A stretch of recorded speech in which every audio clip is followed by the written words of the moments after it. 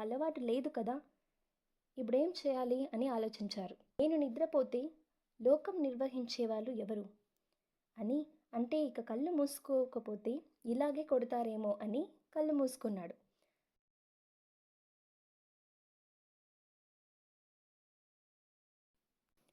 అంటే స్వార్థపరులైన అత్త కోడళ్ళు కడవల్లో వెన్న దాచుకునేవారు.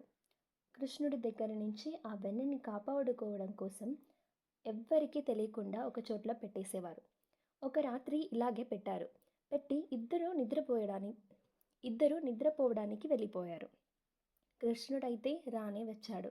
శుభ్రంగా రాత్రి వేళలో వచ్చి వెన్నంతా తినేశాడు.